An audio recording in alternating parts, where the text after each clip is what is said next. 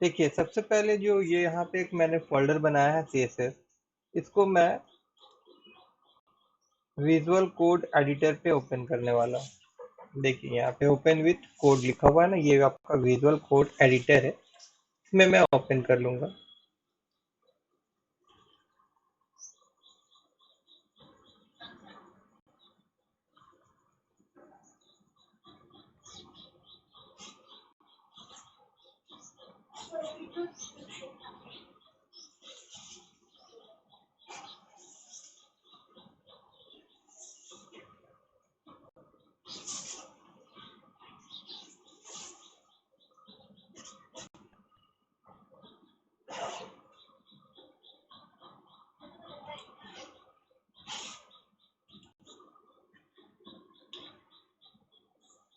देखिए, अब ये फ़ोल्डर जो है हमारा यहाँ पे आ गया है, जिस फ़ोल्डर पे 2 इमेजेस है सिर्फ़, ठीक है ना? और कुछ भी नहीं है।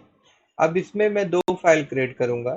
पहला फ़ाइल जो है ये एचटीएमएल फ़ाइल होगा हमारा, जिसका नाम मैं दे देता हूँ इंडेक्स और उसके बाद डॉट एचटीएमएल, ठीक है?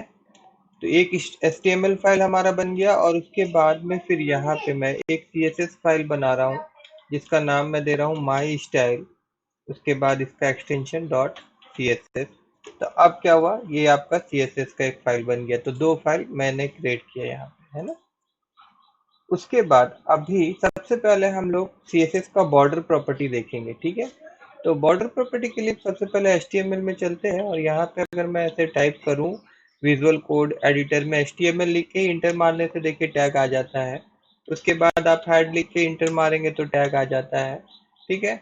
और उसके बाद में फिर यहाँ पे मुझे बॉडी चाहिए, मैं यहाँ पे BODY बॉडी लिख के आपका टैब दबाऊंगा, ठीक है? तो बॉडी आ जाएगा, है ना? और इसके अंदर में मैं एक div ले रहा हूँ, div, और इसका मैं आईडी दे रहा हूँ यहाँ पे हेड, और उसके बाद इस div को मैं बंद कर देता हूँ और इस div में मैं लिख देता हूँ CSS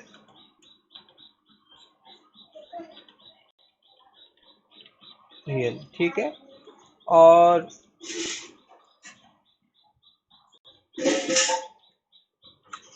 इस प्रकार से मैं और एक div बनाता हूँ, ठीक है? इसका नाम मैं रख देता हूँ header1, इसका नाम मैं रख देता हूँ header2।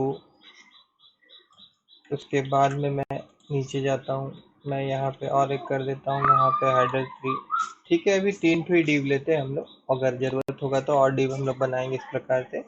उसके बाद मैं आप लोगों को CSS में ले जाऊंगा, लेकिन उससे पहले मैं क्या करने वाला हूँ देखिए, मैं यहाँ पे फाइल में जा रहा हूँ और ऑटो सेव मेरा यहाँ पे क्लिक है। इससे क्या होता है कि जैसे हम लोग लिख रहे हैं कोडिंग ना, तो वैसे ही ऑटोमेटिक वो सेव होते जाता है, ठीक है? और उसके बाद में अभी मैं क्या करना चाहता हूँ, मेरा जो फोल्डर था ये फोल्डर में जाके मैं अपना फाइल जो है इसको ओपन कर लेता हूँ। जो HTML फाइल था उसको मैं ओपन कर ले रहा हूँ मेरा ब्राउजर पे, ठीक है?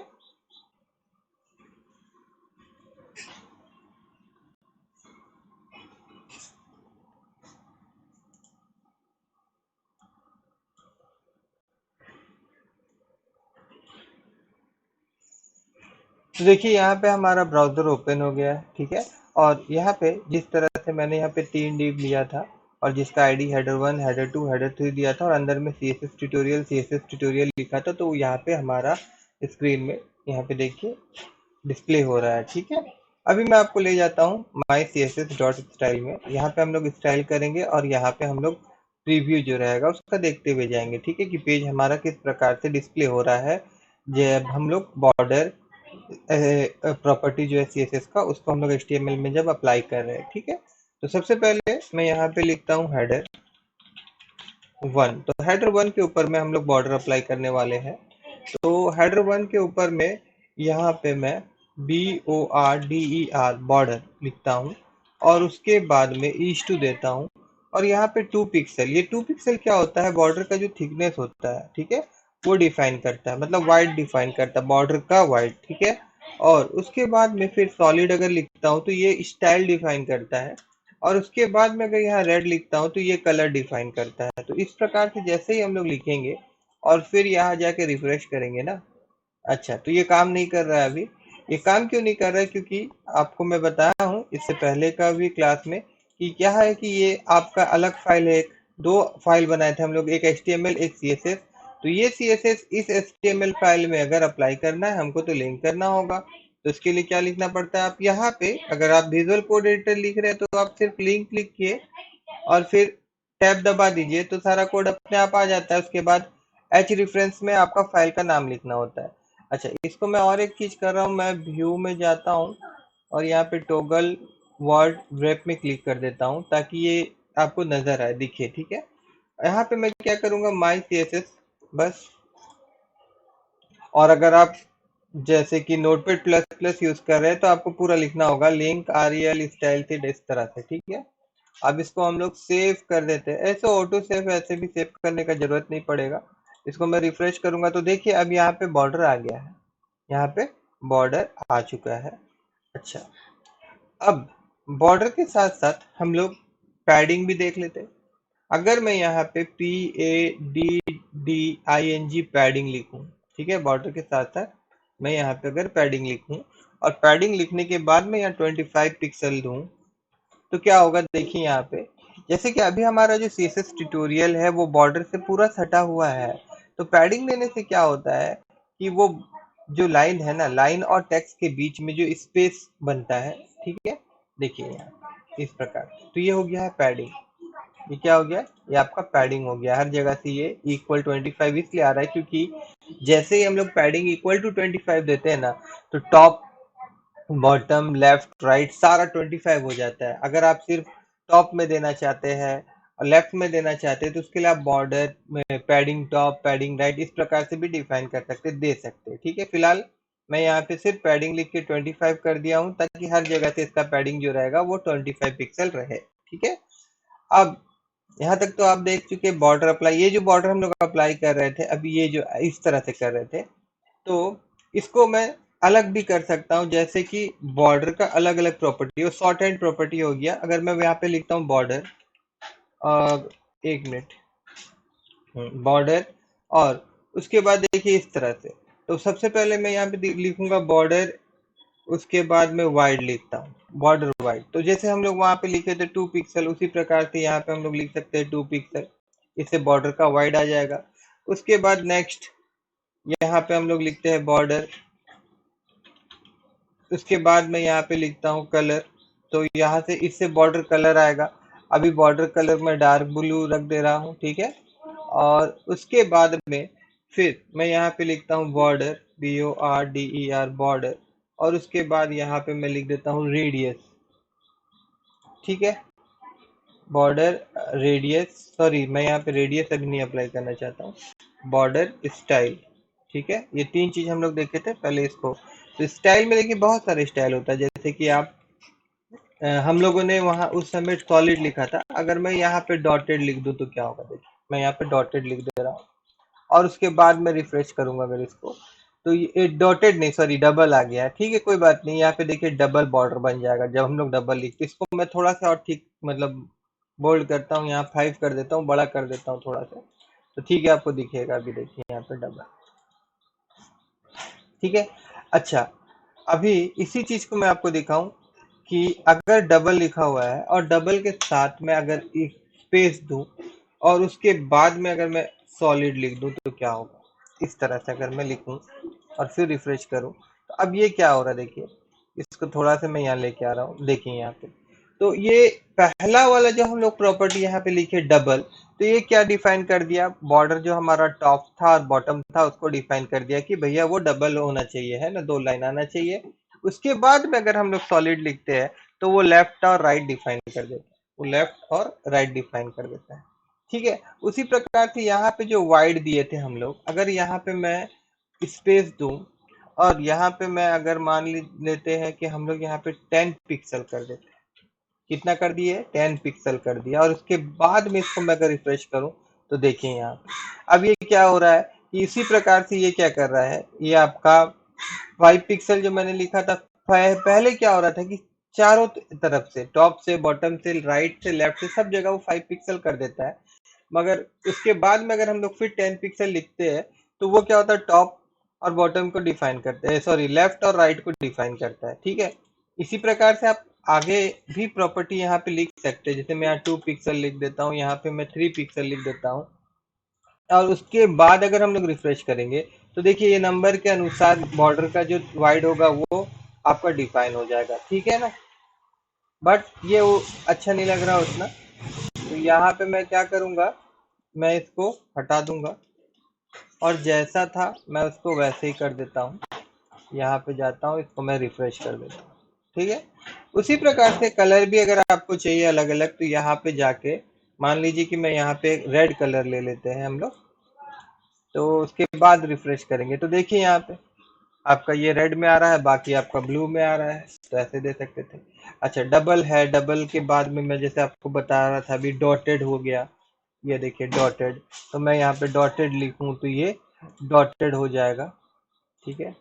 अच्छा फिर से ये डबल आ गया है, एक मिनट, यहाँ पे मैं DOTT डॉटेड लेना चाहता हूँ, ठीक है। और अभी मैं रिफ्रेश करूं तो देखिए इस प्रकार से डॉटेड आ जा रहा है, ठीक है। अब उसी प्रकार से बॉर्डर का और एक प्रॉपर्टी हम लोग देखते हैं, बॉर्डर, इसके बाद रेडियस। तो अभी यहाँ पे रेडियस जो है वो मैं देना चाहता हूँ 25 पिक्सल। अगर देते हैं हम लोग तो एक बार खाली हम लोग जाते हैं यहाँ पे और हल्का से देखते हैं इसका इफेक्ट, देखिए 25 पिक्सल किए तो क्या हो गया यहाँ पे, ठीक है ना। इस तरह से अच्छा लग रहा है देखने में भी, है ना। तो अगर यहीं पे अगर मैं 25 पिक्सल था और उसके बाद में अगर यहाँ पे 0 पिक्सल कर दूं ऐसे करके, और फिर मैं यहाँ पे रिफ्रेश करूं तो अब क्या हो रहा है देखिए, यहाँ पे ये अप्लाई हुआ है बॉर्डर का, मतलब कि आपका टॉप लेफ्ट कॉर्नर और यहाँ पे बॉटम राइट कॉर्नर पे अप्लाई हो रहा है, ठीक है ना, इस तरह से। उसी प्रकार से अगर इसको हम लोग और आगे जाए यहाँ पे, फिर यहाँ पे भी हम लोग देंगे नंबर तो अप्लाई होगा, वो करने की जरूरत नहीं, आप करके देखिएगा, ठीक है ना। तो इस तरह से हर एक कॉर्नर में हम लोग अप्लाई कर सकते हैं, ऐसे भी दे सकते हैं, या फिर आप देखिए ये सुविधा है ना आपको, इसीलिए मैं बता रहा हूँ।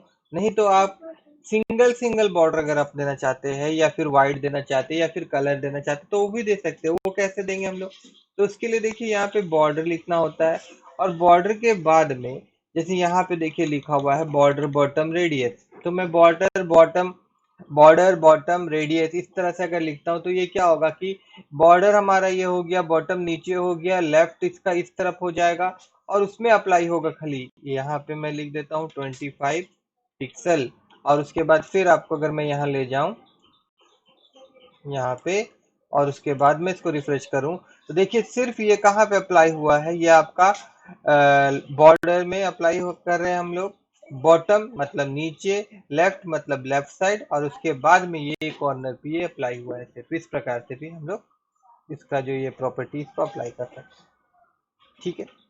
तो मैं आशा करता हूँ कि आपको बॉर्डर तो समझ में आ गया होगा, ठीक है। पैडिंग भी समझ में आ गया होगा।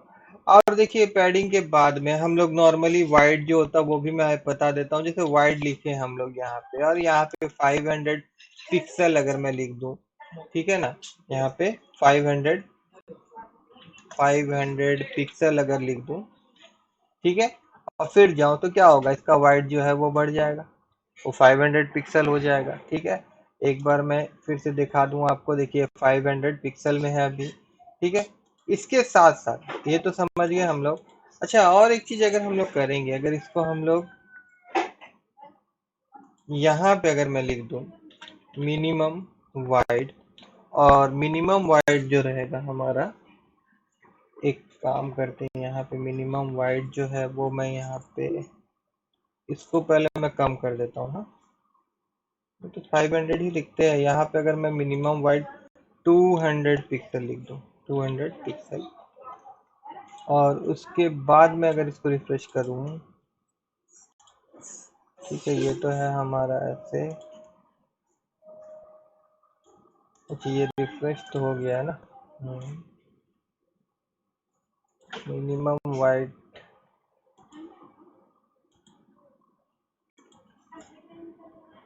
अच्छा ठीक है, मिनिमम और मैक्सिमम वाइड का बारे में मैं आपको बाद में अच्छी तरह से बताऊंगा, ठीक है। अभी फिलहाल यहाँ देख लीजिए, वाइड देना होता है तो इस प्रकार से हम लोग दे सकते हैं, या फिर हम लोग परसेंटेज में भी दे सकते हैं। जैसे मैं यहाँ पे 100% लिख देता हूँ, ठीक है ना। और 100% लिखने से क्या हो जाता है, ये पूरा का पूरा जो परसेंट एरिया जो रहेगा वो पूरा का पूरा ऑक्यूपाई करेगा, 100% एरिया ये ऑक्यूपाई करेगा, ठीक है। और अब एक और प्रॉपर्टी हम लोग देखने वाले हैं, उस प्रॉपर्टी का नाम है बॉक्स साइजिंग। बॉक्स साइजिंग का यूज हम लोग क्यों करते हैं, ठीक है। तो अगर मैं आपको इसी में बताना चाहूँ तो सिंपली मैं अभी एक चीज दिखा देता हूँ आपको। राइट क्लिक करूंगा और एक काम करते पहले उस चीज को समझने के लिए, सबसे पहले तो मैं यहाँ पे 500 पिक्सल इसका वाइड दे देता हूँ, और उसके बाद में फिर मैं यहाँ पे हाइट जो है वो मैं 200 पिक्सल दे देता हूँ, हाइट 200, और ये आपका 500, ठीक है। रिफ्रेश कर देता हूँ और इसको मैं पहले बड़ा से खोल देता हूँ। ये बना हमारा बॉर्डर, ठीक है, जिसमें मैंने वाइड और हाइट डिफाइन किया है, ठीक है। तो ये जो एरिया ले रहा है उस प्रकार से ले रहा है ना, ऐसा लग रहा है अभी हम लोग को, बट एक्चुअली ऐसा होता नहीं है। जैसे ही हम लोग वहां पे पैडिंग अप्लाई किए है ना, तो यहाँ पे जाके हम लोग इस H1 को सेलेक्ट करेंगे। कहाँ हो गया मैं, राइट क्लिक इंस्पेक्ट, है ना। जैसे इस पे क्लिक करेंगे तो ये खुल जाएगा, और यहाँ पे अभी हम लोग किस पे अप्लाई कर रहे थे, हम लोग हेडर पे CSS अप्लाई कर रहे थे ना, तो उसमें हम लोग जाएंगे, और जाने के बाद में यहाँ नीचे में देखिएगा एक बॉक्स मॉडल आपको दिखेगा, ठीक है ना, ये आपका बॉक्स मॉडल है। तो एक्चुअली में क्या है कि हम लोग जो हमारा कंटेंट है ना वो 500 और 200 में है, मतलब कि 500 उसका वाइड है और 200 उसका हाइट है। मगर जो एक्चुअल बॉक्स हम लोग बनाए थे, जो देखिए ये हमारा एक्चुअल बॉक्स है, ये हमारा एक्चुअल बॉक्स है। तो एक्चुअल बॉक्स जो हम लोग बना रहे थे, ठीक है ना, तो एक्चुअल बॉक्स बनाए हम लोग, तो क्या हो रहा है यहाँ पे देखिए, बॉर्डर हो गया, ये मार्जिन हो गया, ठीक है ना। तो मार्जिन तभी हम लोग नहीं दिए, तो यहाँ पे देखिए ये जो एक्चुअल बॉक्स हम लोग बना रहे थे उसका जो लेंथ था वो बढ़ गया है। कैसे बढ़ जाता है, जैसे 25% हम लोग पिक्सल लिए थे तो वो भी उसको ऐड कर देगा वाइड के साथ में और हाइट के साथ में। उसके बाद जो बॉर्डर दे रहे हैं वो भी उसमें ऐड हो जाएगा। तो इस प्रकार से जो एरिया बॉक्स के लिए हम लोग डिफाइन करते थे, एक्चुअली में वैसा होता नहीं है। वो एरिया पैडिंग और मार्जिन और बॉर्डर का जो हम लोग लेंथ देते हैं ना, उससे क्या हो जाता है, इंक्रीज हो जाता है। अगर आप चाहते हैं कि ये इंक्रीज ना हो तो उसके लिए एक प्रॉपर्टी हम लोग यूज करते हैं, उसके लिए एक प्रॉपर्टी हम लोग यूज करते हैं, और उस प्रॉपर्टी का जो नाम है वो है आपका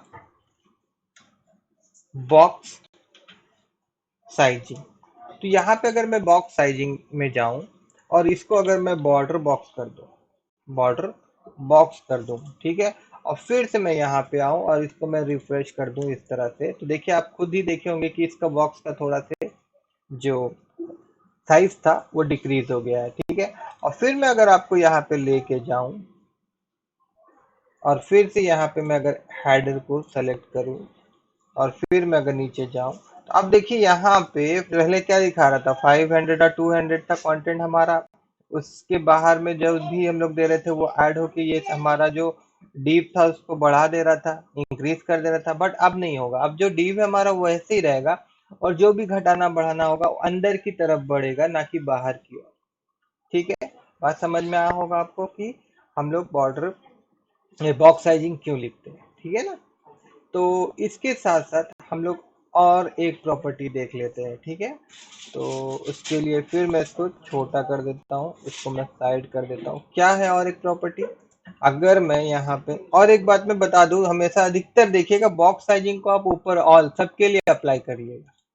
जैसे कि मैं यहाँ पे जाऊं और सबके लिए अप्लाई करने के लिए क्या होता है, स्टार साइन देते हैं हम लोग, और फिर यहाँ पे ऐसे करके, जैसे कि बहुत सारा डीप बनाएंगे और सब में आप यही चीज रखना चाहते हैं, तो हर एक एलिमेंट में बॉक्स साइजिंग देना होता है। तो उससे अच्छा क्या होता है कि यहाँ पे आप स्टार साइन देके इस प्रकार से डिफाइन कर देते हैं। इसका मतलब क्या होता है, इस पेज में जितना भी एलिमेंट है उसमें जो ये बॉक्स साइजिंग का प्रॉपर्टी होगा बाय डिफॉल्ट क्या होगा, वो आपका बॉर्डर बॉक्स होगा। अगर आप चेंज करना चाहते हैं तो उस पर अप्लाई करके चेंज कर सकते हैं, मगर बाय डिफॉल्ट यहाँ पे हम लोगों ने सेट कर दिया कि वो आपका बॉर्डर बॉक्स होगा। साथ ही साथ और मार्जिन जैसे हो गया, तो मार्जिन भी यहाँ पे नॉर्मली हम लोग क्या करते हैं कि यहाँ पे 0 पिक्सल कर देते हैं, बाय डिफॉल्ट मार्जिन हम लोग 0 सेट कर देते हैं। और पैडिंग भी जो रहता है बाय डिफॉल्ट हम लोग उसको 0 सेट कर देते हैं और बाद में फिर एलिमेंट के ऊपर में जिसका पैडिंग मार्जिन जितना देना होता है हम लोग उसको देते हैं, ठीक है।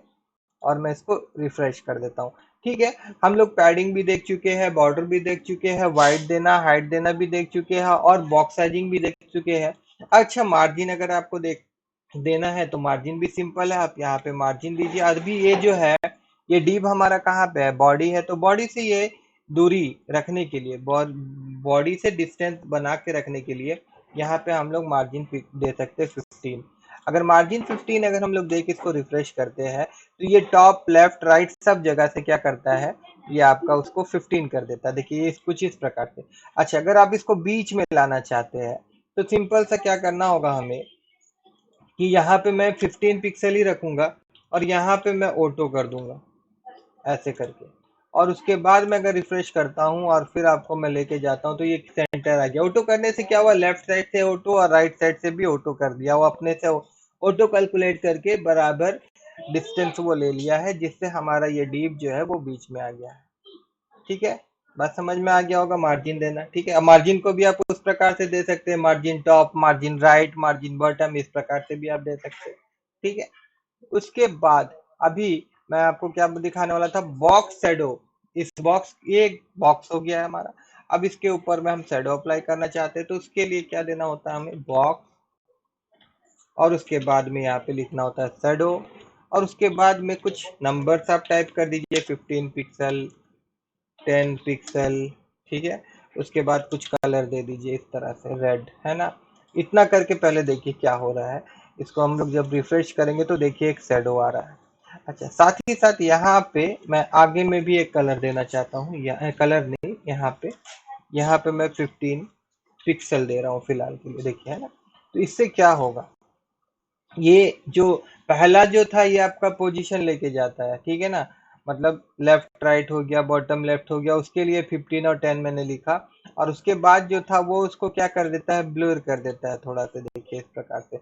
और अच्छे से समझना है तो फिर से राइट क्लिक करिएगा अपने पेज में, इंस्पेक्ट में जाइएगा, और उसके बाद में फिर हम लोग जाएंगे कहाँ पे, हेडर में जाएंगे, जिस पे हम लोग अप्लाई कर रहे थे उसको सेलेक्ट करेंगे, और सेलेक्ट करने के बाद में यहाँ पे देखिएगा आपका बॉक्स शैडो दिखाई देगा। और बॉक्स शैडो पे जाने के बाद में जैसे अगर मैं इसमें जाऊं, यहाँ पे क्लिक करूं, और फिर कीबोर्ड से मैं यहाँ पे एरो की प्रेस कर रहा हूँ, देखिए ये ऊपर और नीचे, मतलब ये टॉप और बॉटम डिसाइड करता है शैडो का, ठीक है। उसी प्रकार से अगर हम लोग इस पे जाए तो ये लेफ्ट और राइट डिसाइड करता है शैडो का, ठीक है। और उसी प्रकार से अगर हम लोग थर्ड वाला नंबर पे जाए जो हम लोगों ने 15 लिखा था, तो ये क्या करता है, वो हल्का या फिर गाढ़ा, वो बॉर्डर किस प्रकार से आप दिखाना चाहते हैं, देखिए। और दूरी जो है ये दूरी भी बना के रखना, मतलब ब्लर करने के लिए काम आ रहा है, देखिए। ये देखिए ज्यादा कम बेसी आप इसको करके देख सकते हैं,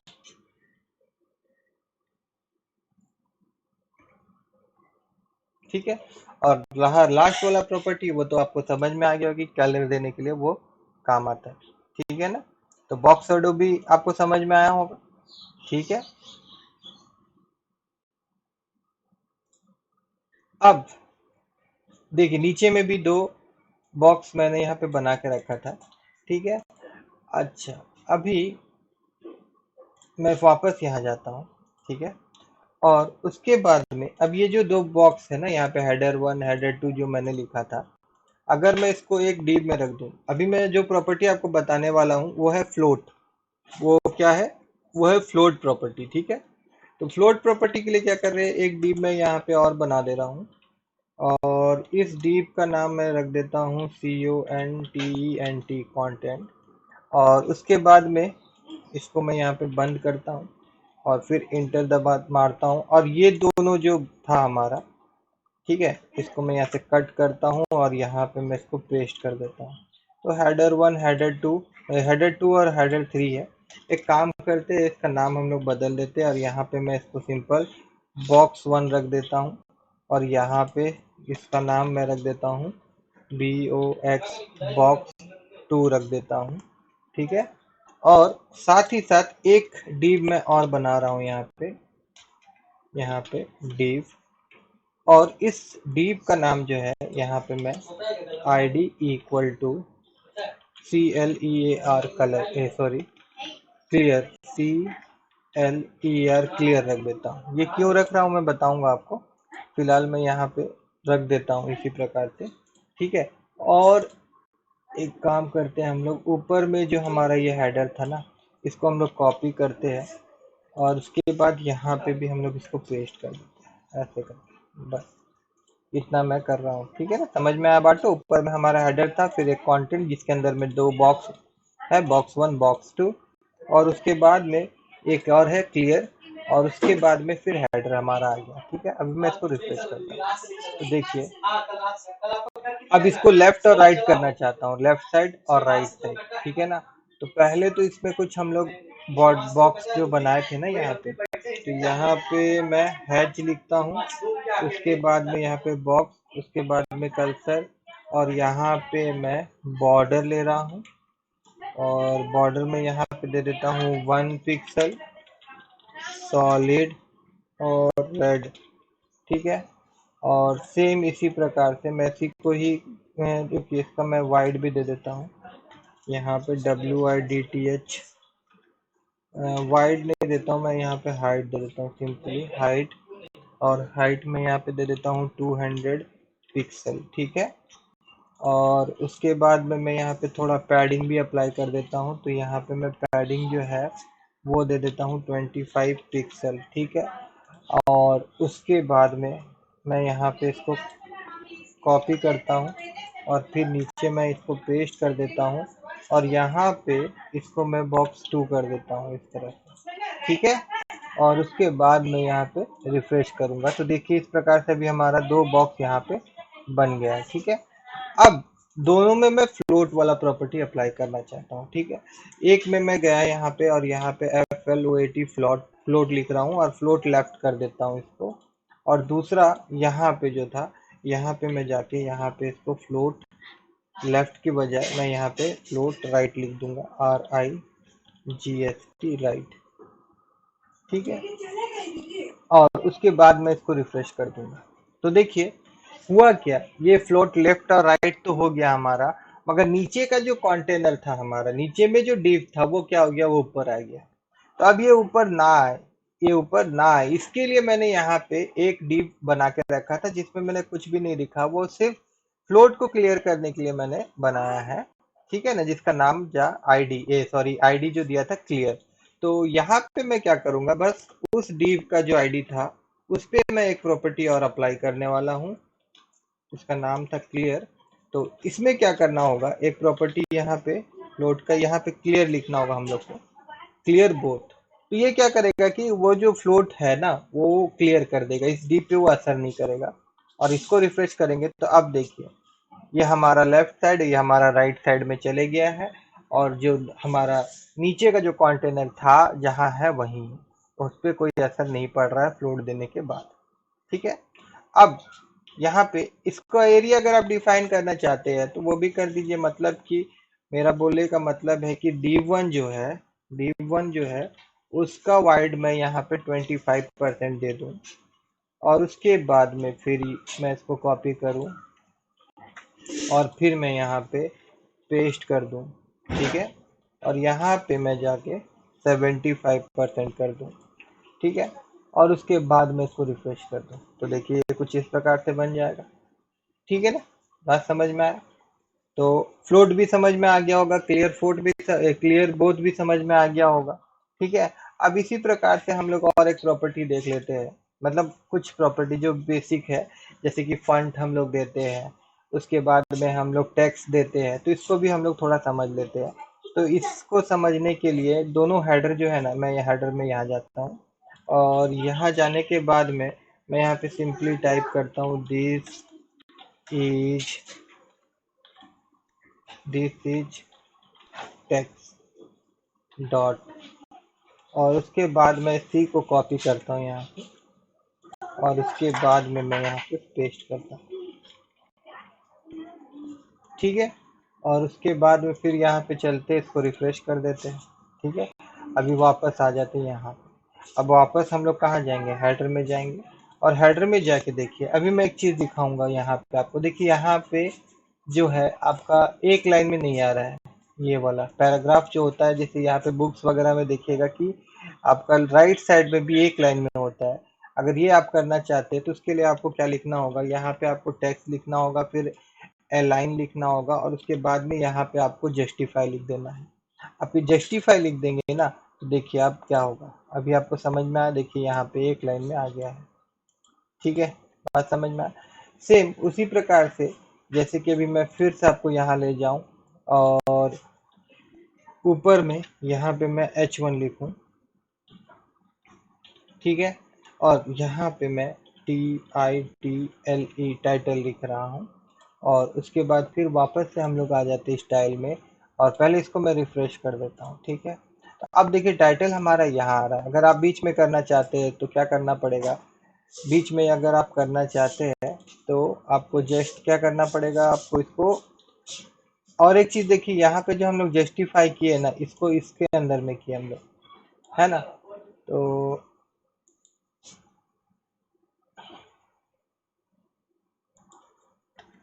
यहाँ पे हम लोग हेडर लिखते हैं, और फिर हेडर के अंदर में जो H1 है, और उस पे हम लोग क्या अप्लाई करना चाहते हैं, टेक्स्ट अलाइन।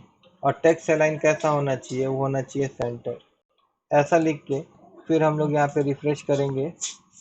तो देखिए यहाँ पे ये अप्लाई तो होना चाहिए था, बट ऐसा नहीं हो रहा क्योंकि ऊपर में हम लोग यहाँ पे जस्टिफाई अप्लाई किए। तो इसको मैं हटा देता हूँ, और उसके बाद में मैं यहाँ पे रिफ्रेश करता हूँ। तो फिर ये, अच्छा सॉरी, एक मिनट, यहाँ पे H1 होगा ना, हेडर 1 होगा ना, हेडर 1, देखिए बीच में चले गया, और ऊपर भी अगर रहता है जस्टिफाई तो कोई फर्क नहीं पड़ना चाहिए। जी हाँ, बिल्कुल कोई फर्क नहीं पड़ेगा। ठीक है, क्योंकि हम लोग हेडर के अंदर में इसको जस्टिफाई दिए थे, अभी H1 को हम लोग अलग से डिफाइन कर दिए कि भैया इसका जो टेक्स्ट अलाइन होगा वो आपका सेंटर होना चाहिए। तो इस तरह से हम लोग टेक्स्ट अलाइनमेंट सेट कर सकते हैं। ठीक है, उसी प्रकार से जैसे कि अभी यहाँ पे जो नीचे में पैराग्राफ दिया हुआ है, तो इसका फंट का साइज देना है अगर आपको, तो उसके लिए आपको फंट साइज देना होता है, FONT फंट, और उसके बाद में फिर साइज देना होता है, फंट साइज। अभी यहाँ पे फंट साइज मान लीजिए कि मैं 20 पिक्सल देना चाहता हूँ, तो जैसे मैं यहाँ पे 20 पिक्सल दूंगा और यहाँ रिफ्रेश करूंगा तो देखिए फंट साइज हमारा बढ़ जाएगा। ठीक है, उसके बाद मैं अभी आपको टाइटल में लेके जाना चाहता हूँ। अब देखिए यहाँ पे फंट साइज तो था, अभी यहाँ पे मैं FONT फंट लिखता हूँ, और उसके बाद वेट लिख सकते हैं, स्टाइल दे सकते हैं हम लोग, और एक वेरिएंट होता है। तो वेरिएंट देखें यहाँ पे, अगर मैं स्मॉल कैप्स कर दूं ऐसे करके, तो देखिए अभी यहाँ ध्यान से देखिए टाइटल को। ठीक है, और रिफ्रेश करने के बाद में आप टाइटल को देखिएगा। ठीक है, यहाँ पे मैं जाता हूँ, अभी यहाँ पे टाइटल को यहाँ पे देखिए। ठीक है, सारा कैपिटल हो गया, पहला वाला बड़ा रहेगा और बाकी सब जो रहेगा ये आपका छोटा इस प्रकार से डिस्प्ले होगा। ठीक है, उसके बाद अगर लेटर का अगर डिजाइन चेंज करना, फेस चेंज करना चाहते हैं, तो उसके लिए आपको यहाँ पे क्या लिखना होगा, फंट, और उसके बाद में फिर फैमिली, फंट फैमिली। और फिर देखिए बहुत सारा फंट का नाम वगैरह होता है, तो अगर आप विजुअल कोड एडिटर पे हैं तो आपको मेहनत करने का ज़रूरत नहीं पड़ेगा, वरना आपको फंट का नाम देख के आना होगा और लिखना होगा यहाँ पे। नहीं तो यहाँ पे सिंपली आप कोई भी फंट को सेलेक्ट कर लीजिए और फिर यहाँ पे रिफ्रेश कर दीजिए, तो देखिए वो फंट का फेस जो होगा इस टेक्स्ट के ऊपर पर्टिकुलर जिसके ऊपर हम लोग अप्लाई कर रहे होंगे वो आ जाएगा। अच्छा यहाँ पे एक minute, view view view view toggle back. ठीक है, उसके बाद में फिर यहाँ तक हम लोग देख लिए थे फंट फैमिली। ठीक है, फंट, अच्छा बोल्ड वगैरह करना है अगर आपको, जैसे मैं ऊपर लेके जाता हूँ और इसको बोल्ड करना चाहते हैं अगर आप, तो उसके लिए आपको क्या लिखना होगा, फंट वेट लिखना होगा। देखिए फंट वेट लिखेंगे तो यहाँ पे आप बोल्ड कर सकते हैं, यहाँ पे देखिए बोल्ड है, यहाँ पे मैं जाता हूँ बोल्ड लिखता हूँ, तो आप देखिए ये सारा टेक्स्ट जो था हमारा नीचे में पैराग्राफ वो आपका बोल्ड हो गया है। ठीक है, अच्छा और एक चीज मैं यहाँ पे आपको दिखाता हूँ H1 के ऊपर में, जैसे कि अगर यहाँ पे जो लेटर्स है ना इसके अंदर में मैं स्पेस प्रोवाइड करना चाहता हूँ, तो इसके लिए क्या करना होगा, यहाँ पे आपको सिंपली लिखना होगा लेटर स्पेसिंग, और लेटर स्पेसिंग के बाद में यहाँ पे पर्टिकुलर, मैं यहाँ पे लेटर स्पेसिंग में लिख देता हूँ, फिलहाल के लिए मान के चलते हैं हम लोग 15 पिक्सल अगर लिखते हैं, देखते हैं ज़्यादा है या कम है, रिफ्रेश करते हैं तो देखिए बीच में, लेटर के बीच में यहाँ पे स्पेस आ जा रहा है। ठीक है। अच्छा, और एक चीज मैं दिखाना चाहता हूँ आपको, जैसे कि अगर हम लोग यहाँ पे टेक्स्ट शैडो टेक्स्ट शैडो लिखूं, और टेक्स्ट शैडो लिखने के बाद में यहाँ पे भी हम लोग को जैसे बॉर्डर हम लोग अप्लाई कर रहे थे ना, तो 10 पिक्सल, 15 पिक्सल, 10 पिक्सल, और उसके बाद में फिर कोई कलर अगर दे देते हैं हम लोग, तो देखिए टेक्स्ट का भी शैडो आ जाएगा। यहाँ पे राइट क्लिक करेंगे तो देखिए टेक्स्ट का शैडो आ गया है। और इसको अगर आप ठीक से सजाना चाहते हैं तो देखिए यहाँ पे जैसे 10 लिखे थे हम लोग, तो यहाँ पे 10 का बजाय मैं यहाँ पे 5 लिख दूँ अगर, और उसके बाद में रिफ्रेश कर दूँ तो ये इस प्रकार से दिखेगा। उसके बाद में फिर यहाँ पे 15 है तो इसको मैं 12 अगर कर दूँ, और उसके बाद मैं इसको रिफ्रेश करूँ तो ये ऊपर आ जाएगा। इसको सजाने का सबसे अच्छा तरीका तो मुझको यही लगता है। देखिए यहाँ जाना है हम लोगों को, और उसके बाद में अभी हम लोग कहाँ थे, H1 में, सॉरी हेडर 1 में, और फिर H1 में। उसके बाद में यहाँ पे इसको मैं बड़ा कर लेता हूँ थोड़ी देर के लिए, और उसके बाद में जाके फिर यहाँ पे आप रखिए नंबर में, और इसके बाद इसको कम बेसी करके देखिए आपको जैसा अच्छा लग रहा है।